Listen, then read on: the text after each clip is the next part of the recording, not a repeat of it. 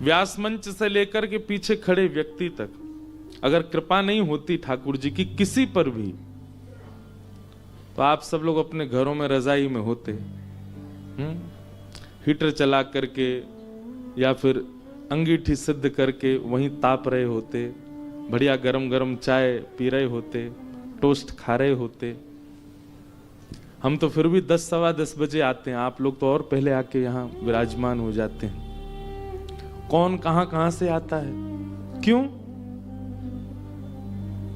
शीतकाल में व्यक्ति अपने सुख का त्याग नहीं कर सकता।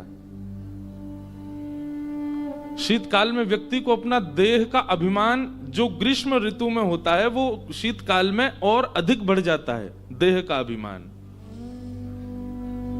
आलस्य अपनी चरम स्थिति पर होता है, पर उसका त्याग करके आप लोग यहां बैठे हैं। क्यों बैठे हैं?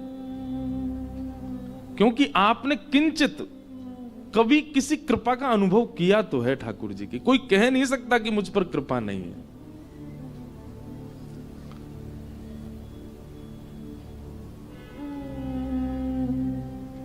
और यदि आप पर कृपा का अनुभव आज तक हुआ नहीं तो फिर आप यहां नहीं बैठ सकते। हुआ उनको भी है जो घरों में बैठे हैं, उनको भी हुआ है कृपा का अनुभव, परंतु जो उस कृपा के प्रवाह से आनंदित हुए वे अपने सुख का त्याग करके कथा में आए हैं। कृपा, अति कृपा और अति हरि कृपा, ये 3 कृपा के स्वरूप हैं। भगवान कहते हैं मेरी सबसे पहली कृपा, अति कृपा, अति हरि कृपा, 3 सीढ़ी हैं, ध्यान से सुनिएगा। कृपा क्या है ठाकुर जी की? आप मानव देह में हो, ये कृपा है। आप मानव हो, ये कृपा है। 2 नेत्र हैं, नाक है, जीभ है, कान है, हाथ है, पैर हैं, उपस्थ इंद्रियां हैं, त्वचा इंद्रिय है, सब कुछ है आपके पास। सर्वगुण संपन्न करके ठाकुर जी ने आपको भेजा, ये कृपा है। फिर भगवान कहते हैं नृदेह माध्यम सुलभम सुदुर्लभम। अच्छा, एक और बात, स्वयं श्री हरि कह रहे हैं सुलभम सुदुर्लभम। ये जो मानव देह आपको मिला है, मुझे मिला है, ये जो सुलभता से आपको मिल गया है, ये अति दुर्लभ है। भगवान स्वयं कह रहे हैं। उद्धव कृष्ण संवाद श्रीमद् भागवत का इतना सुंदर है। लोगों ने कृष्ण अर्जुन संवाद सुना है, उनकी स्थिति अभी वहीं तक है। लेकिन यदि आप कृष्ण अर्जुन संवाद को अब समझ चुके हैं, बहुत समय गीता जी को दे चुके हैं, अब थोड़ा सा रुख कीजिए कृष्ण उद्धव संवाद का। आपके नेत्र नहीं, आपका रो रो रुदन करेगा, आनंद के सिंधु में डूब जाओगे। ऐसा अद्भुत है कृष्ण उद्धव संवाद। उसी कृष्ण उद्धव संवाद का एक प्रसंग है श्रीमद् भागवत में, कृष्ण उद्धव संवाद, और महाभारत में कृष्ण अर्जुन संवाद, वो गीता है। अच्छा, एक बात बताएं, अर्जुन जो है उसको जो ज्ञान ठाकुर जी दे रहे हैं वो सबके पल्ले पड़ सकता है, सबके समझ आ सकता है, पर उद्धव से जो चर्चा ठाकुर जी कर रहे हैं वो सबके समझ की बात नहीं है। उसको कोई रसिक भाव वाला ही समझ सकता है। उद्धव ठाकुर जी का विद्यार्थी है, अर्जुन ठाकुर जी का विद्यार्थी है, उद्धव हमारी श्यामाजू का विद्यार्थी है, किशोरी जी का विद्यार्थी है, ब्रज की गोपियों का विद्यार्थी है। मैंने शायद अपने 9 वर्ष के पूरे कथाक्रम में 2 बार ही उद्धव गोपी संवाद कहा होगा, और रिसेंट अभी कहा था चंडीगढ़ में, 2 दिन तक चला।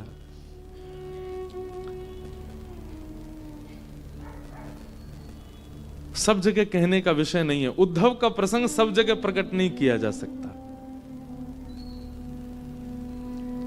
इसलिए भगवान ने सोचा कि उद्धव और मेरे संवाद पर लोग जाएं, उससे पहले एक बैरिकेटिंग होनी चाहिए। तो कृष्ण अर्जुन संवाद हुआ, वहीं रुक जाते हैं लोग। अभी भागवत जी पर तो आए नहीं लोग, गीता जी में ही हैं। कई लोगों को तो यही नहीं पता होता कि हमने 7 दिन इंद्रेश जी से गीता जी सुनी, वो ऐसा बोलते हैं महाराज जी आपकी भगवत गीता बहुत अच्छी लगी। फिर मुझे लगता है ओहो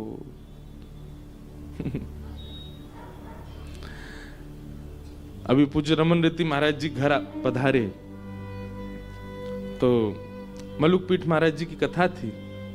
तो महाराज जी वहां पर एक प्रसंग सुना रहे थे कि एक व्यास जी कथा करते थे तो सारे श्रोता जो है कोई सो जाता था, कोई उबासी लेता था, कोई पौड़ जाता था, कोई उठ के चला जाता था। तो एक व्यक्ति सबसे आगे बैठा, आगे वाले बुरा नहीं मानना मैं आप लोगों को नहीं बोल रहा हूं, एक बात बता रहा हूं। सबसे आगे बैठा व्यक्ति वो बिल्कुल अपलक नेत्रों से और ऐसे थोड़ी पर हाथ रख के पूरी कथा सुनता। तो व्यास जी को तो तत्परता से सुनने वाला अगर मिल जाए तो व्यास जी बहुत प्रेम से, व्यास का एक ही लोभ होता है, उसको सुनने वाला मिल जाए बस। व्यास का और कोई लोभ नहीं है, चाहे दुनिया के कोई व्यास हो, उनको सुनने वाला मिल जाए तो उनकी कथा अपने आप प्रकट होती है। तो व्यास जी बड़े प्रेम से सुनाए, बोले सबको हमको क्या करना है, ये तो बड़े भाव से सुनता है, पूरी भगवत गीता सुनाई। जिस दिन कथा विश्राम हुई तो व्यास जी बोले किसी की कोई जिज्ञासा हो तो पूछ लो। और किसी की क्या, सब तो सो रहे थे, वो एक ही बैठा था, उसने हाथ खड़ा किया, एक जिज्ञासा है। बोले क्या? बोले आपने प्रथम दिन कथा में एक श्लोक बोला था और श्लोक में आपने कहा था दुग्धा गोपाल, वो श्लोक है दुग्धा गोपाल, लेकिन बोले मैंने उसका अर्थ लगाया दो गधा। और मैं तब से ही सोच रहा हूं ये दो गधा पहले दिन आए थे, इनका प्रसंग कब आएगा, और मैं तब से ही प्रतीक्षा कर रहा हूं ये दो गधा कब आएंगे कथा में। व्यास जी उस समय बोले दक्षिणा रूप में मेरा वध कर दो तुम। दोगधा का मतलब दोहन करना होता है, दो गधा नहीं होता है। बहुत अच्छे से महाराज जी सुना के गए। तो ठाकुर जी ने भी कहीं ना कहीं कृपा करने में अधिकार अनधिकार का विचार नहीं किया, लेकिन ठाकुर जी जो अपनी वाणी से कहीं कहीं कुछ सुना रहे हैं उसमें कहीं ना कहीं विचार किया कि लोग कहीं गलत अर्थ ना निकाल लें, इसलिए ठाकुर जी ने कृष्ण अर्जुन संवाद को सबके आगे रख दिया, गीता को। आप इसी को पढ़िए। लेकिन हम आपसे कहना चाह रहे हैं यदि गीता जी का आपने अनुसंधान किया है, गीता जी को आपने बहुत समय प्रदान किया है, अब आप श्रीमद् भागवत के कृष्ण उद्धव संवाद में जाइए। अद्भुत, अत्याद्भुत, उसी का एक श्लोक ये हम उद्धृत कर रहे हैं। मैं स्वच्छंद रूप से कृष्ण उद्धव संवाद इसलिए नहीं कहता क्योंकि बहुत समय चाहिए, और अधिकारी क्योंकि वो पूरा ज्ञान परख है। ज्ञान से ही भक्ति का संचन, भक्ति प्रसन्न होती है, पर वो संपूर्ण ज्ञान ही है। बद्रीनाथ में हम कहते हैं कृष्ण उद्धव संवाद, पूज्य बापू पधारे थे और तब आप भी थे। बद्रिकाश्रम की कथा में बापू की भी चल रही थी व्यास गुफा के पास, तब कृष्ण उद्धव संवाद ही चल रहा था, और उसमें नवयोगेश्वर संवाद, नवयोगेश्वर संवाद के बाद कृष्ण उद्धव संवाद। तो भगवान कहते हैं मेरी पहली कृपा क्या है उद्धव, कि मैंने मानव बनाया। दो लोग कोई बाहर ऐसा कह दें कि बाहर से हल्ला नहीं हो, जो सिक्योरिटी वाले भैया बाहर जाके ऐसा कह दो कि हल्ला नहीं करे कोई, बस। हाँ, पहली कृपा कि मानव। न देह माध्यम सुलभम सुदुर्लभम। कृपा, और कृपा के बाद आता है अति कृपा। ठाकुर जी कह रहे हैं मेरी अति कृपा क्या है, तब भगवान कह रहे हैं प्लवम सुकल्पम गुरु कर्णधारम। मानव होने के बाद भी एक सद्गुरु जीवन में प्राप्त हो जाए, ये मेरी अति कृपा है, ये मेरी अति कृपा है। मतलब गाड़ी तो है, इंजन भी है, टायर भी हैं, सब कुछ है, पर चलाने वाला चालक ना हो तो हम मानव तो बन गए, सब गुण संपन्न तो हैं, पर हमारे जीवन को राह दिखाने वाले एक गुरु नहीं है। हम आपसे एक प्रार्थना करते हैं, भैया एक ठौर तो पकड़ो, एक ठौर से बंध जाओ, जिसकी आज्ञा मानने में, जिसके दर्शन करते ही, जिसकी वाणी को स्वीकार करने में आपको किंचित भी संकोच नहीं होता, ऐसे गुरु का एक आश्रय तो लो। भगवान कहते हैं गुरु के प्रति समर्पण और गुरु के प्रति पूर्ण विश्वास होना, यह मेरी दूसरी कृपा है, और इसी को अति कृपा कहते हैं। कृपा, अति कृपा, और तीसरा है अति हरि कृपा। अति हरि कृपा क्या है? मयानुकूलेन न भस्वतेरितम।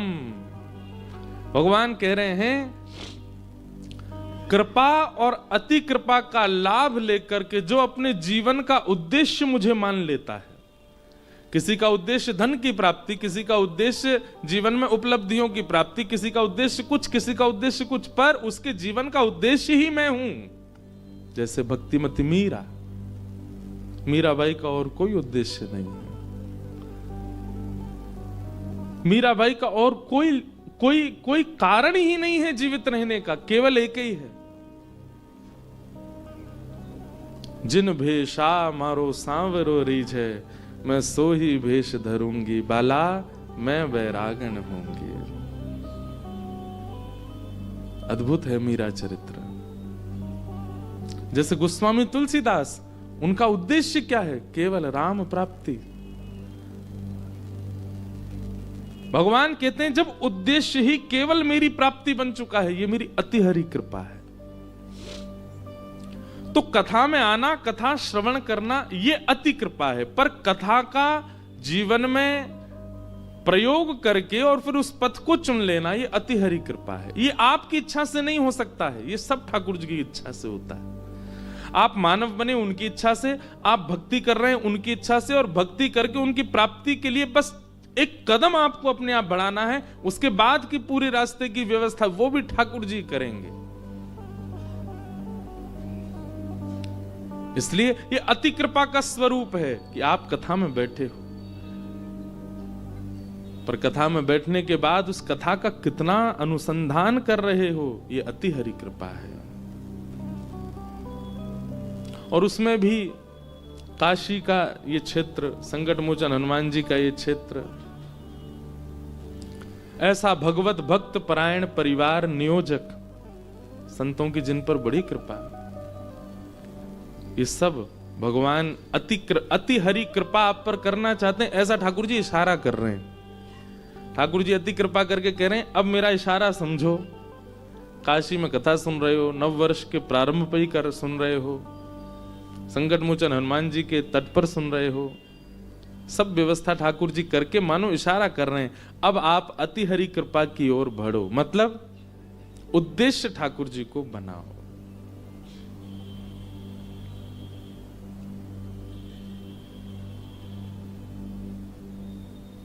परमानंद की बात है। हम लोग कथा क्रम में प्रथम स्कंद में प्रवेश कर चुके हैं। कल ठाकुर जी का जन्मोत्सव भी होना है। श्रीमद् भागवत में चौथे दिन ही जन्मोत्सव होता है, और राम कथा में भी चौथे दिन ही जन्मोत्सव होता है राम जी का। क्यों? जब वो राम कथा है तो पहले दिन ही शुरू होना चाहिए, अवध में आनंद भयो जय रघुनंदन राम की। और ये भागवत की कथा है तो पहले दिन ही नंद घन आनंद भयो, यहीं से कथा का प्रारंभ होना चाहिए। ये 4 दिन का समय क्यों लगता है ठाकुर जी के प्रादुर्भाव में? बहुत ध्यान से सुनिएगा।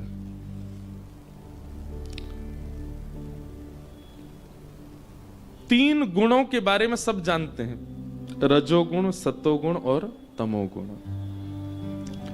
श्रीमद् भागवत में स्वयं भगवान कहते हैं ना तो रजोगुणी मेरी प्राप्ति कर सकता, ना तमोगुणी मेरी प्राप्ति कर सकता, ना सतोगुणी मेरी प्राप्ति कर सकता। मेरी प्राप्ति में तीनों बढ़ जरूर सकते हैं पर मेरे को प्राप्त नहीं कर पाएंगे। रजोगुण का मतलब क्या है? ठाकुर जी को देखते ही, कथा श्रवण करते ही, किसी संत को देखते ही आप इस भाव से प्रणाम करते हो कि इसकी कृपा से मेरा कोई काम सुधरे या मेरे जीवन में एक कृपा का सिंचन हो। ये रजोगुणी व्यक्ति का लक्षण है। किसी महापुरुष को देख करके भी आप प्रणाम इसलिए कर रहे हो कि ये हम पर एक दृष्टि डाल दें तो हमारे काम वाम बन जाएंगे। ये एक रजोगुण है। रजोगुण का मूल रूप तो बहुत भयानक है। ठाकुर जी के सामने जाकर के सब संसार की संपदा की जो इच्छा रखे वो रजोगुणी है। तमोगुणी कौन? जो ईर्ष्या युक्त होकर के। कल ईर्ष्या पर चर्चा हुई, हमारे किशन जी रात में चर्चा कर रहे थे कुछ, मैं वो देना ही भूल गया आपको नंबर। वो एक पंक्ति सुनाई थी आपने और एक भाव भी सुनाया कि महाराज जी बापू भी कथा में कहते हैं कि एक प्रकार से काम क्रोध लोभ भी कहीं ना कहीं जीवन में आवश्यक स्थान रखते हैं। काम का भी अपना एक व्यवस्थित स्थान जीवन में है सबके।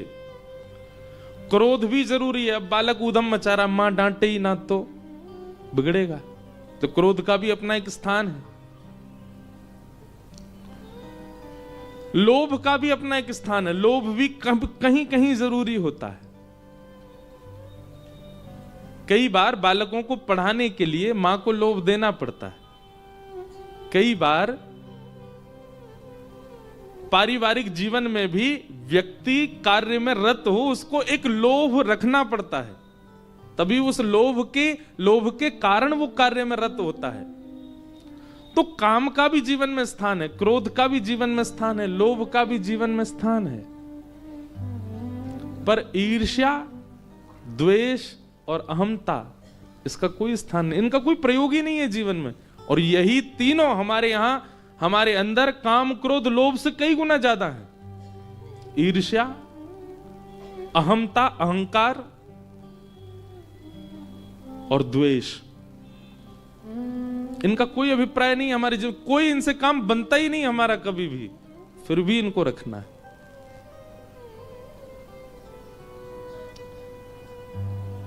इसलिए ईर्ष्या विमुक्त होना बहुत आवश्यक है। वैष्णव पथिक को, भक्ति पथिक को ईर्ष्या नष्ट हो। तो कल ईर्ष्या पर चर्चा हो रही थी, सुंदर भाव भी आप बता रहे थे।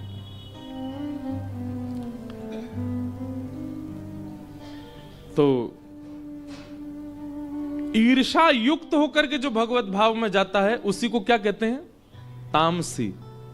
जैसे कि रावण, मैं अत्यंत बलवान हो जाऊं इसलिए आराधन कर रहा हूं, मैं अजर अमर हो जाऊं। तुम बलवान क्यों होना चाहते हो? इसीलिए तो होना चाहते हो कि तुम जितने भी तुमसे कम बलवान है उनको मारते रहो। तुम अमर क्यों होना चाहते हो?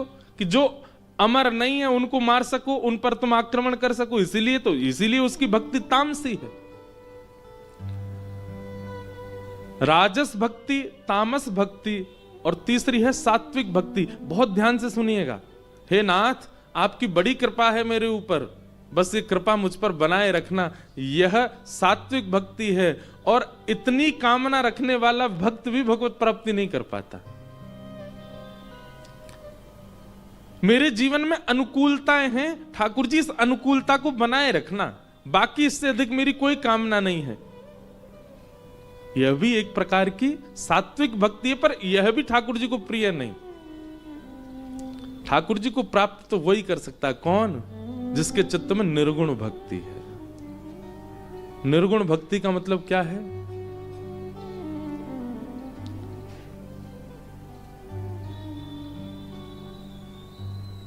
गोपियां, ब्रज की गोपियां।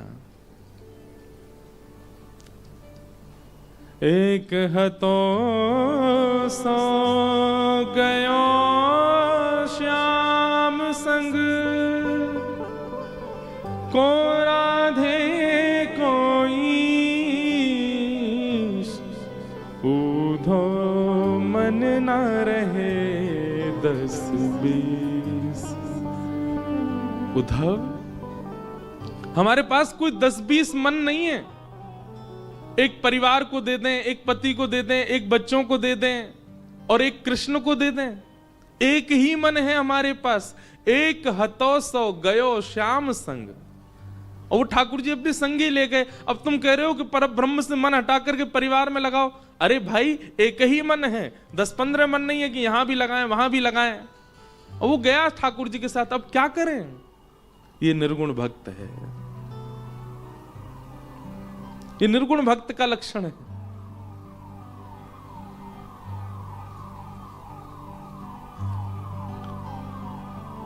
ऊधो मन ना रहे 10-20, ऊधो मन ना रहे 10-20। यथा ब्रज गोपिका नाम, ब्रज की गोपियों का प्रेम अद्भुत है। श्रीमद् भागवत में जब गोपी गीत प्रारंभ होता है, गोपी गीत से पहले एक अंतरंग गीत आता है, उसका नाम है प्रणय गीत। और प्रणय गीत में गोपियां कहती हैं, मैवं विभोरहति भवान कदितुं नृशंसं संत्यज्य सर्व विषयांस्तव पादमूलम् भक्ता भजस्व दुर्वग्रहमान् त्यजास्मान् देवो यथादि पुरुषो भजते मुमुक्षु। गोपियां कहती हैं, हे श्याम सुंदर, आप हमको स्वीकार नहीं कर रहे हो, उसके पीछे कारण पता है क्या है? क्योंकि भक्त और भात इन दोनों की राशि एक ही है, नाम राशि एक ही है। जिस प्रकार भात है उसी प्रकार भक्त है। नाम राशि एक होने के कारण जैसे संकट भात के जीवन में आते हैं, वैसे ही संकट एक भक्त के जीवन में भी आता है।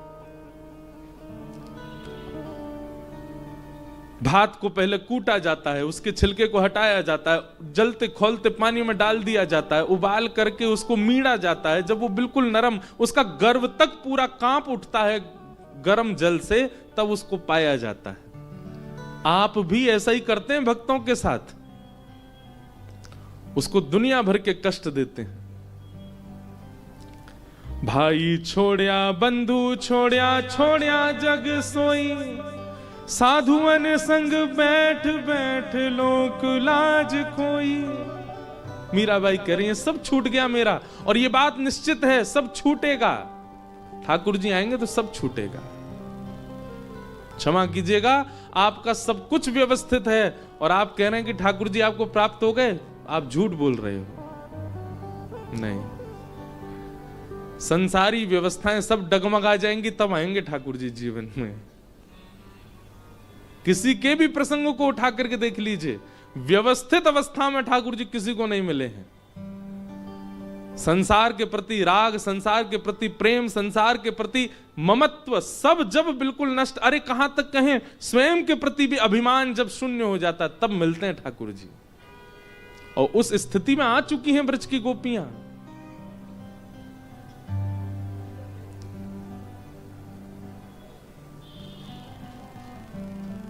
गोपियां कहती हैं, नाथ मथुरा वृंदावन से दूर नहीं है इतना कि हम आपसे 3 बार नहीं मिल सकती, पर हमारा प्रेम ये आज्ञा नहीं देता कि हम बार बार आपके सन्मुख जाएं, क्योंकि हमारा प्रेम देखने का नहीं है, हमारा प्रेम स्पर्श का नहीं है, हमारा प्रेम वार्ता का नहीं है, हमारा प्रेम श्रवण का नहीं है। हम आप सबका प्रेम कैसा, हम देखना चाहते हैं प्रेमी को, हम सुनना चाहते हैं प्रेमी को, हम स्पर्श चाहते हैं प्रेमी का। पर गोपियां स्पष्ट कहती हैं, हमारा प्रेम है ही नहीं। ना कभी दिखो, ना कभी सुनो, ना कभी स्पर्श करो, ना कभी मिलो। ठाकुर जी बोले, तो फिर क्या है तुम्हारा प्रेम? बोले, केवल हमें ये स्वीकृति दे जाओ कि आप भी हमको चाहते हैं, चले जाओ। जीवन भर इस स्वीकृति में ही व्यतीत कर देंगे जीवन, ये हमारा प्रेम है। इसको कहते हैं निर्गुण भक्ति।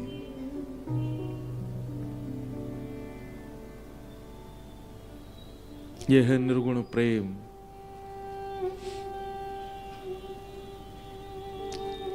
सप्ताह कथा हो या 9 दिवसीय राम कथा हो, उसमें चतुर्थ दिवस श्री कृष्ण और राम प्राकट्य इसलिए होता है, प्रथम दिन की कथा से हमारा तमोगुण शांत हो, द्वितीय दिन की कथा से हमारा रजोगुण शांत हो, तृतीय दिन की कथा से हमारा सत्व गुण शांत हो, और जब ये तीनों गुण शांत हो जाएंगे तो फिर क्या बचा? निर्गुण।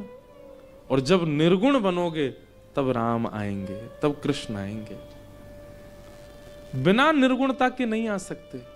अगर सबरी निर्गुण नहीं होती तो एक दिन बुहारते बुहारते पथ को थक जाती और शिकायत करती ठाकुर जी से। ये कोई बात है? इतना वर्ष बीत गया, इतना समय बीत गया, गुरु आज्ञा करके गए कि आप आएंगे। वर्ष की कोई अवधि नहीं है क्या? 10 वर्ष, 50 वर्ष, 100 वर्ष, इतने वर्ष व्यतीत हो गए, पर सबरी रोज उस मार्ग को उतने ही उत्साह से क्यों सजा रही है? क्योंकि सबरी के चित्त में निर्गुणता है। अगर गुण कोई और होता तो शिकायत होती ठाकुर जी से, गुण कोई और होता तो जिद होती ठाकुर जी से, गुण कोई और होता तो उत्साह में कमी आ जाती, पर नहीं।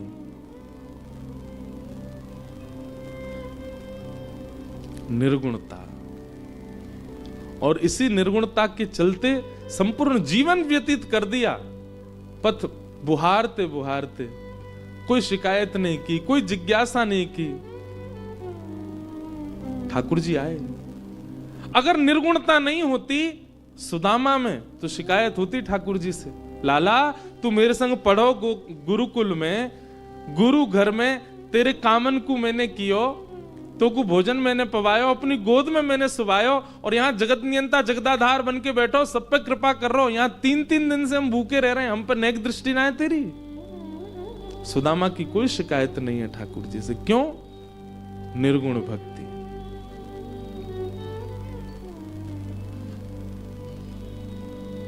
राजकुल में जन्मी है मीराबाई, रूप का सौंदर्य ऐसा कि कोई देख ले तो देखता रह जाए।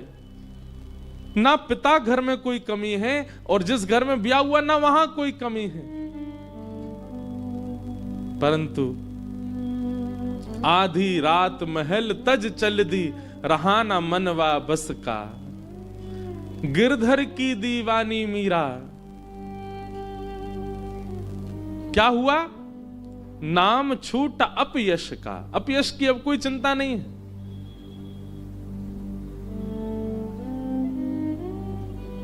निर्गुण।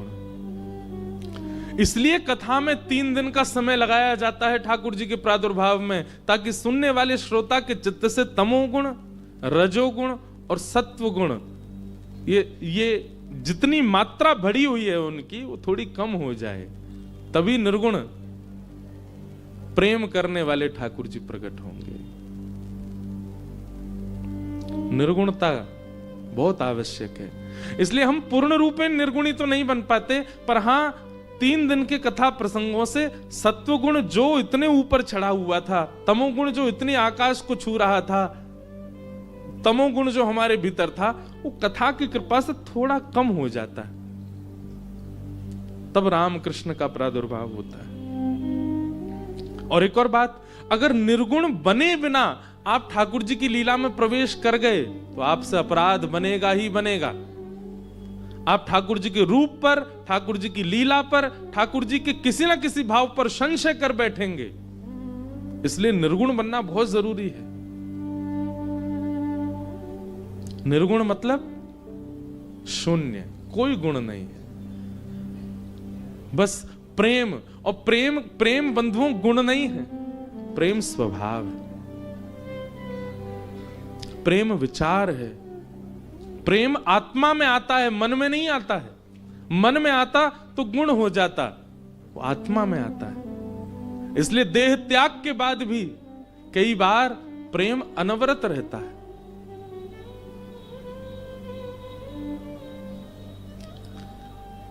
निर्गुण, तभी भक्ति भाव प्रकट हो सकता है। तो हम आप सब लोग भागवत कथा के प्रथम स्कंद के मंगलाचरण का श्रवण कल कर रहे थे। आइए अब आगे के प्रसंग में चलें। सूत जी महाराज व्यास मंच पर बैठे हैं और 88,000 सौनकादि ऋषि सूत जी से प्रश्न करते हैं। 6 जो हम कल सुन रहे थे, और उन्हीं प्रश्नों के उत्तर में अब सूत जी कथा कहना प्रारंभ करते हैं। सवै पुंसां परो धर्मो यतो भक्तिर अदोक्षजे अहैतुक्य प्रतिहता ययात्मा संप्रसीदति।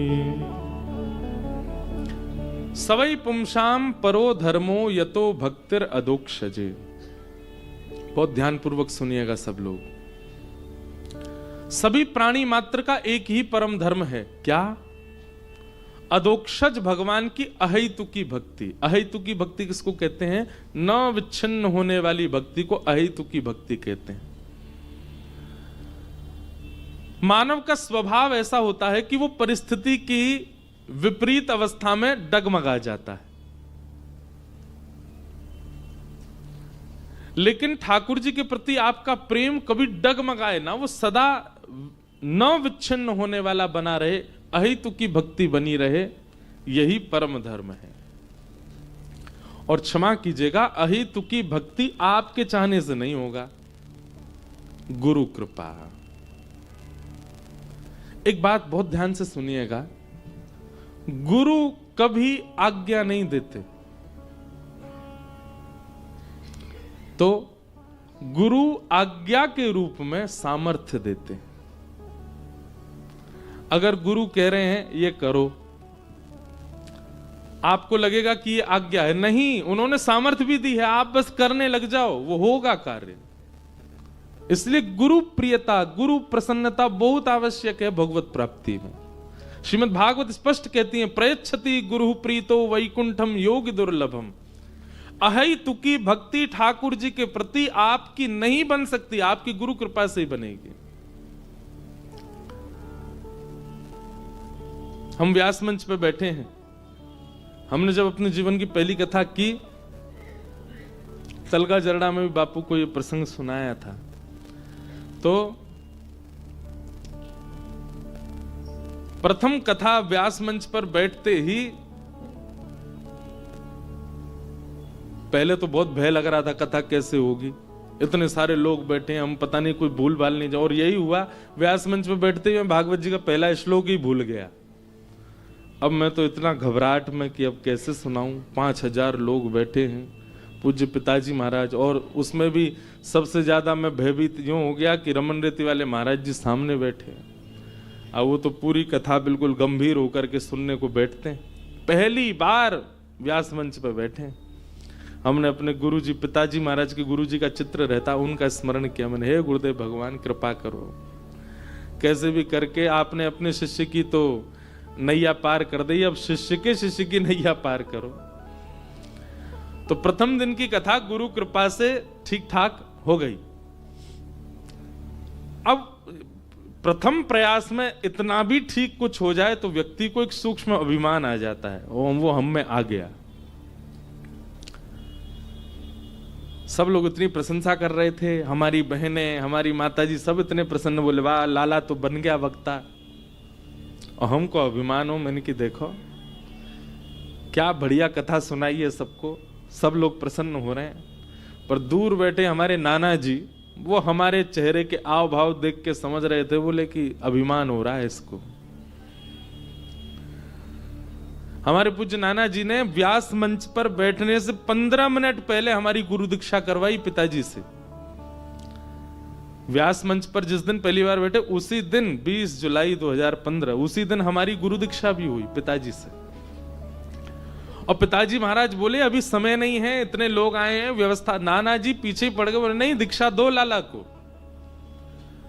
तब व्यास मंच पे आने से थोड़ी देर पहले ही पूज्य गुरु पिताजी महाराज गुरुदेव भगवान ने मंत्र प्रदान किया, शंख चक्र पधराए, शालिग्राम भगवान सिर पर पधरा के गुरु दीक्षा दी। और प्रथम कथा के बाद में पहले दिन ही हमको अभिमान सा हो गया कि हम तो निकल गए, बेड़ा पार हो गया, बढ़िया बन गए वक्ता। नाना जी हमारे कक्ष में आके बोले, मैंने कि नाना जी कैसी रही कथा? अब हमको कोई संकोच नहीं, हमारे नाना जी बोलते ऐसे थे कि सामने वाला बेचारा सुन ही नहीं पाए। बोले लाला तो में तो ब्यास की बास आ रही है। मैंने कहा है आप ऐसा क्यों कह रहे हैं, कितनी बढ़िया तो कथा। बोले अभिमान कर रहा है लाला तू कि तेने बहुत बढ़िया कथा करी। मैंने कहा नहीं नाना जी अभिमान नहीं, लेकिन देखो ना पहली बार हम मंच पे बैठे कितना बढ़िया बोले। हमारे नाना जी ने तब मान दूर किया और क्या बोले, हमने इसीलिए तुम्हारी गुरु दीक्षा करवाई थी व्यास मंच पे जाने से पहले। तुम्हारे पिताजी कितनी कथा कर चुके? मैंने कहा 1500 कथा हो गई पिताजी की। उस समय 1400 कथा कुछ हुई थी, 1200, हाँ 1200 कथाएं हुई थी 2015 में, अभी 1500 के आसपास हो गई। तो हमने कहा पिताजी की 1200 कथाएं हो चुकी हैं। तो नाना जी बोले गुरु दीक्षा मिलते ही 600 कथाओं का बल तो लाला तो मैं अपने आप ही आ गए हो। क्योंकि गुरु दीक्षा जब देते हैं तो अपना आधा पुण्य शिष्य को प्रदान करते हैं। तो 600 कथाओं का पुण्य तो मिल गए हो। मतलब 600 कथाओं तक तुम नहीं बोल रहे हो, तुम्हारे गुरु बोल रहे हैं। जिस दिन तुमने ये सोचा कि तुम खुद बोल रहे हो तो व्यासपीठ जितनी जल्दी उठाती है गिरती भी बहुत जल्दी है, याद रखना। और फिर दूसरी बात नाना जी बोले तुम्हारे गुरु ही तुम्हारे पिता हैं, इसलिए वो आधा पुण्य क्यों देंगे, पूरा ही देंगे। तो 1200 कथा जब तक चलें लाला तब तक तो यही सोचियो कि पिताजी बोल रहे हैं। जब 1201 भी कथा करवे जावे तब सोचियो कि अब तू बोल रहा है। और अब 1201 भी कथा जब हम करने जाएंगे तब तक यहां विराजमान कई लोगों में से तो महादेव के चरणों में होंगे। वो तो बहुत समय लगेगा, अभी हम गिनती तो करते नहीं कथा कितनी हो गई। पर नाना जी कहते हैं 1201वीं कथा लाला जब तेरी होगी, बोले मैं तो रहूंगा नहीं लेकिन तेरे ललाट पर पसीना होगा, क्योंकि उस दिन तू बोलेगा। महाराज अभिमान भगाया नहीं, चूर चूर कर दिया हमारे नाना जी ने। तब से मान होता ही नहीं है और करना भी नहीं चाहिए। तो ये बात हम क्यों कह रहे हैं? गुरु कृपा, गुरु कृपा बहुत बलवान है। सूरदास जी को सब कहते हैं आप पे नेत्र नहीं है, आप पे चक्षु नहीं है, आप कैसे देख लेते हो ठाकुर जी ने क्या पहना है? सूरदास जी नित्य मंदिर में जाकर के वह भाव का वर्णन कर देते हैं जो ठाकुर जी पहन करके बैठे हैं।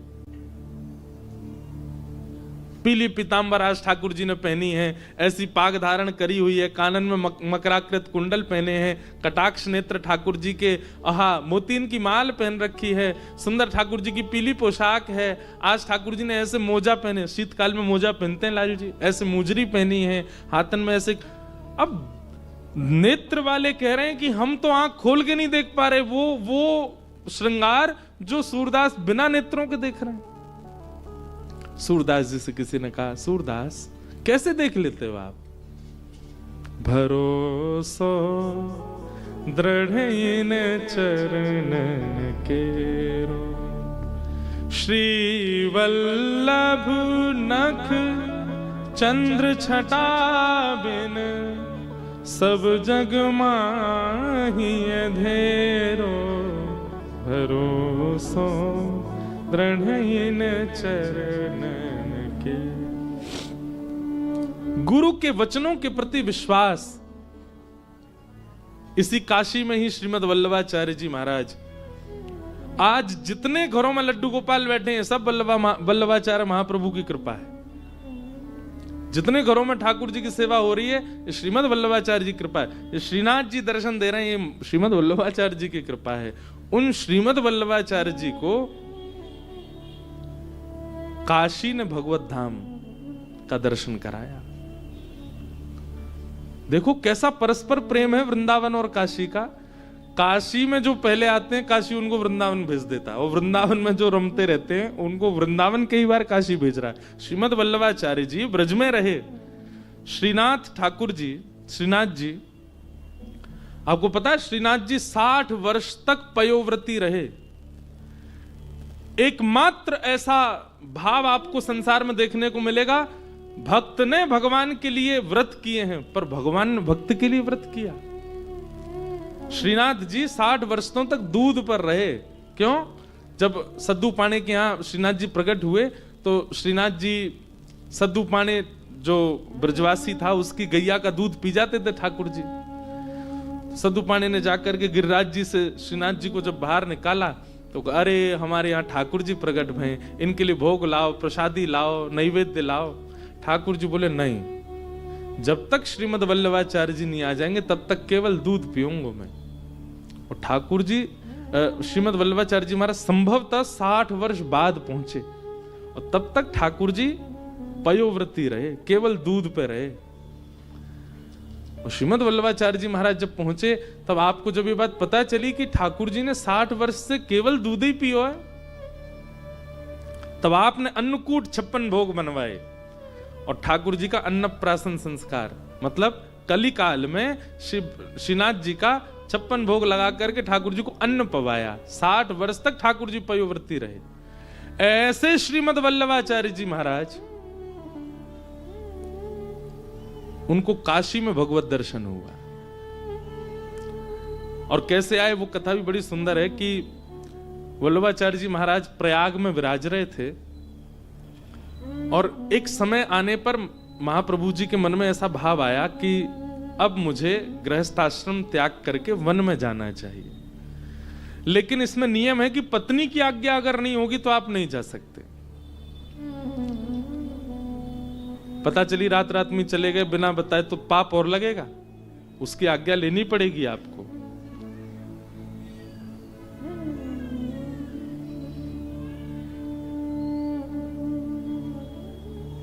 धर्म पत्नी है।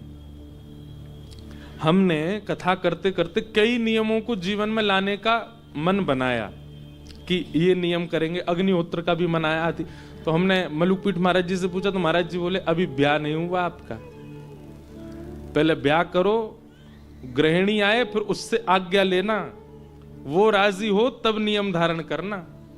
तो कहीं पहले से नियमों में इतने बंध जाओ, बाद में आकर के उसको कहो अब ऐसा करो ये करो हमारा नियम है, उसको जबरदस्ती थोड़ी थोपना है। वो धर्म पत्नी है, जो भी आवे जीवन में उससे पहले पूछना, वो अनुमति दे तो करना। मैंने महाराज जी कथा तो हम बचपन से ही कर रहे हैं, इसकी अनुमति तो लेंगे नहीं।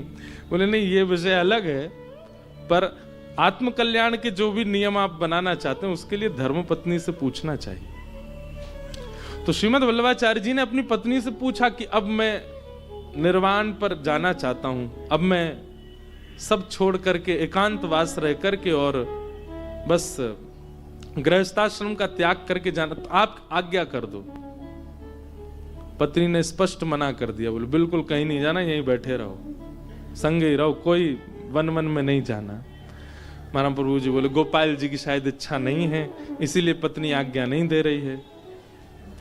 कुछ दिन बाद महाराज घर में आग लग गई, ऐसी भीषण आग लगी, ऐसी भीषण आग लगी। वल्लभाचार्य जी चुपचाप बैठे थे, इतने में पत्नी चिल्ला के बोली घर से भागो निकल के।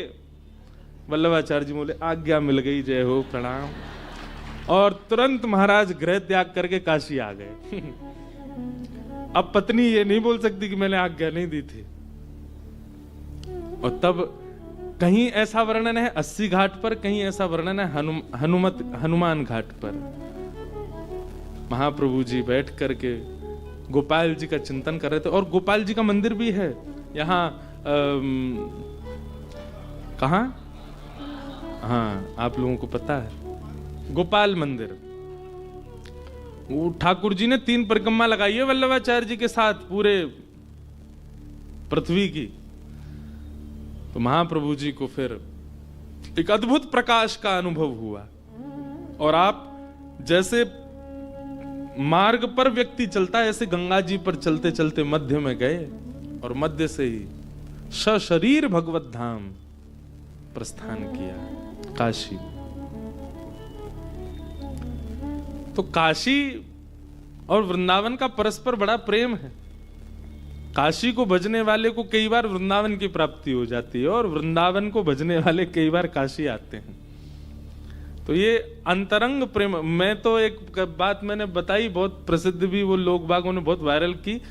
लास्ट टाइम जो मेरी कथा थी 80 घाट पे, तो विश्राम वाले दिन रात में हमको निकलना था बक्सर, संभवतः हाँ बक्सर ही जा रहे थे। मामा जी के यहाँ सिया राम विवाह महोत्सव में कथा थी, तो यहाँ से रात में ट्रेन थी। तो हमारे कथा के बाद में हमने मन किया, मैंने कि एक बार महादेव को प्रणाम कर लें। 11-12 बजे की ट्रेन है, 8-9 बजे की बात होगी। तो गए महादेव का दर्शन। उस दिन पता नहीं कोई उत्सव था, जाने क्या था। एक तो कार्तिक का महीना था, वैसे ही यहाँ देव दिवाली की बड़ी तैयारियां रहती हैं, बहुत भीड़ थी। रोज तो हमको दर्शन होते थे, हमको कभी पुलिस वाले ले जाएं, कभी कोई ले जाएं, दर्शन करा देते, कभी पुजारी जी ले जाते, व्यवस्था बढ़िया थी। पर उस दिन पता नहीं क्या, ना तो कोई फोन उठावे, ना कोई व्यवस्था, ना हमको अंदर जाने दें, अलग ही व्यवस्था थी। एक गेट से घुसे, बोले 2 नंबर गेट से आओ। घूम के गए, 2 नंबर गेट से गए तो 4 नंबर गेट से आओ, फिर वहां चले गए। सब लोग बोले महाराज जी ट्रेन का समय हो रहा, अब चलें। मैंने कहा बिना दर्शन के जाएंगे? भीतर प्रांगण में ही है, पर दर्शन की व्यवस्था नहीं हो पा रही। तो मन बनाया चलते हैं। महादेव को प्रणाम किया, और प्रणाम करते करते एक मीठी बहस करी हमने महादेव से। मैंने सही है, आप वृंदावन आए थे रास में, और आपके लिए गोपियों ने मार्ग रोक दिया था। तब हमारी ललिता जी आई और आपको गोपी बना के लेके गई भीतर, और गोपेश्वर बन करके तब आप रास में पधारे। और मैंने कि वही ब्रज को ब्रजवासी आप आज यहां तक खाली हाथ जा रहे हो बिना दर्शन किए।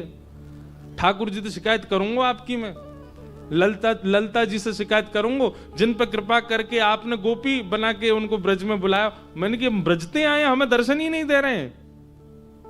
सब थे साथ में, जो कथा के अपने आयोजक भैया भी बैठे हैं वो भी थे। हमने मीठी डांट तो नहीं, लड़े थोड़े महादेव से। मैंने अब आई हो तुम वृंदावन, गोपी भोपी कोई को रूप नहीं मिलेगा, ललता विशाखा अब तो घुसन नहीं देंगी, अब मैं शिकायत करूंगा।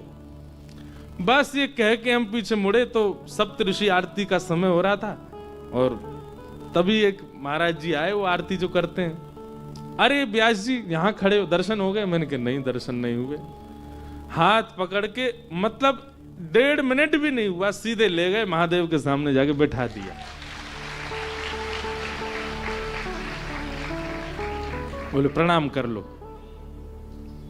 मैंने महादेव अब हम ललिता जी से कह देंगे, आपको आने देंगे, बढ़िया प्रेम से पधारो ब्रजमंडल में, कोई दिक्कत नहीं, आप लोग मत करना ऐसा। वो तो सहज उस समय भाव प्रकट हुआ इसलिए हो गया, पर वृंदावन और काशी का परस्पर प्रेम अद्भुत है। अंतरंग भाव से दोनों इंटरकनेक्टेड हैं।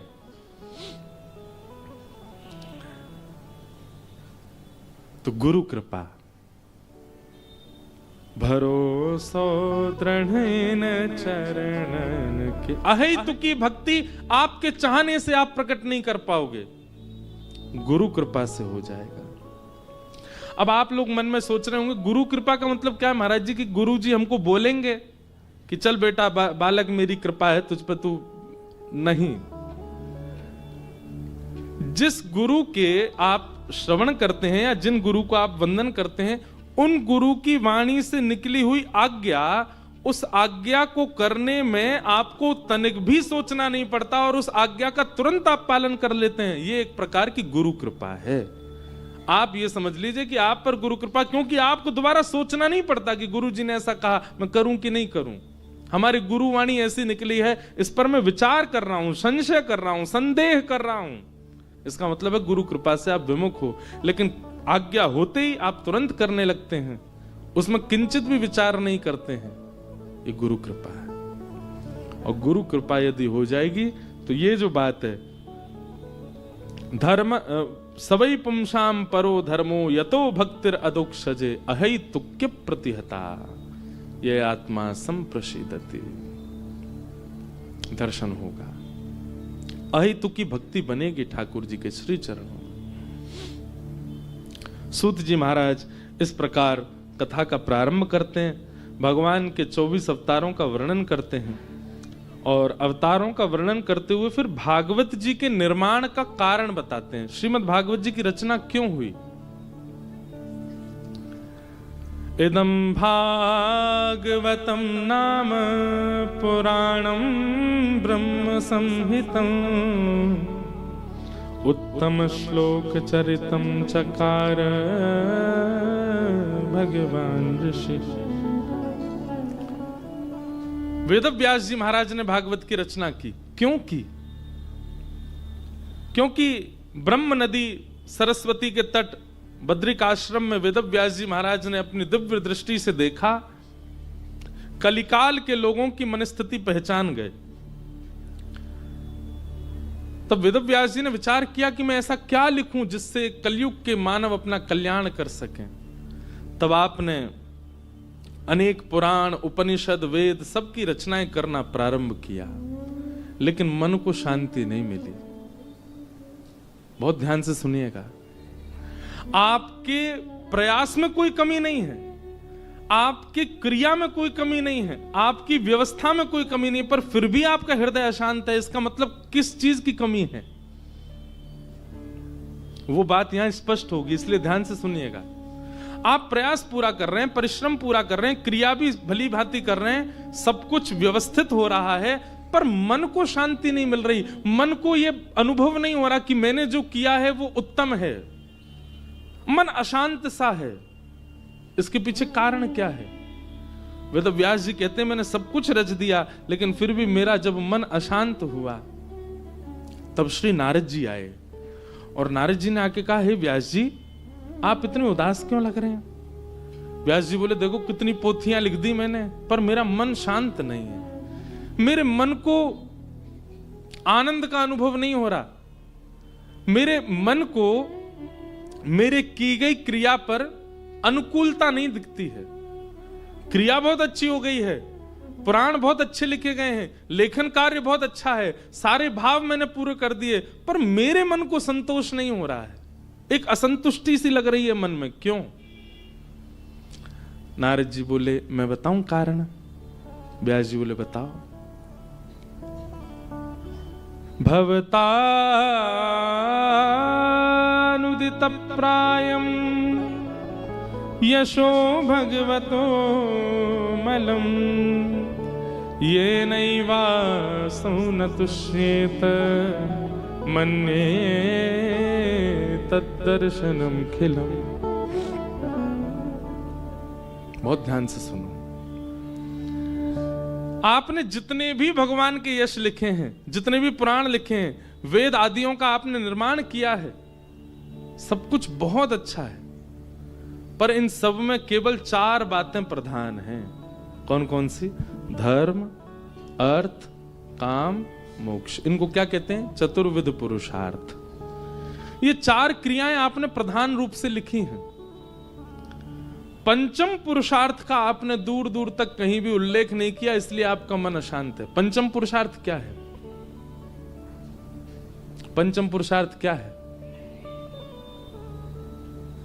प्रेम नगर मत जा मुसाफिर, प्रेम नगर मत जा। प्रेम, ये पंचम पुरुषार्थ है। इसका आपने वर्णन नहीं किया है। आपने जितने भी ग्रंथ लिखे उसमें धर्म प्राधान्य है, अर्थ प्राधान है, काम प्राधान्य है और मोक्ष भी प्रधान है। इसलिए आपके मन को शांति नहीं है। प्रेम लिखिए। जिनको धर्म नहीं चाहिए, अर्थ नहीं चाहिए, काम नहीं चाहिए, मोक्ष नहीं चाहिए, उनके लिए तो एक ही स्थान है, प्रेम। उस प्रेम का वर्णन तो कीजिए। थोड़ा मार्ग दे दीजिए। हमारे पूज्य श्री अनंतदास महाराज जी पधार रहे हैं। वाह,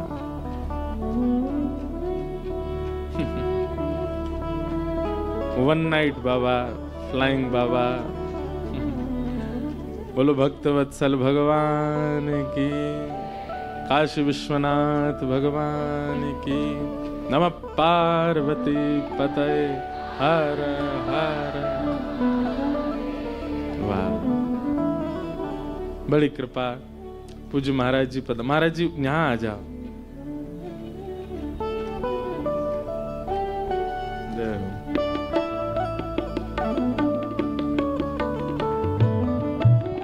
जय हो।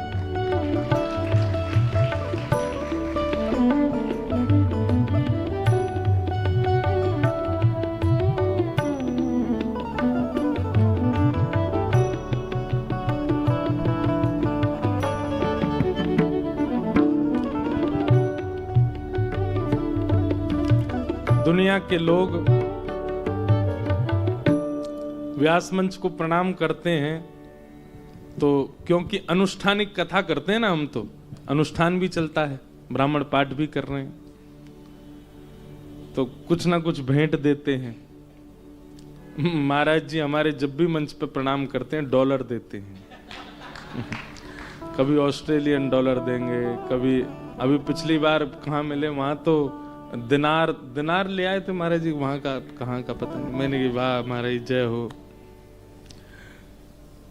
सबसे अद्भुत प्रेम की चर्चा हो रही थी और देखो आपके मुखमंडल से प्रेम झलकता रहता है। पूज्य महाराज जी को बारंबार वंदन करते हैं, प्रणाम करते हैं। प्रेम,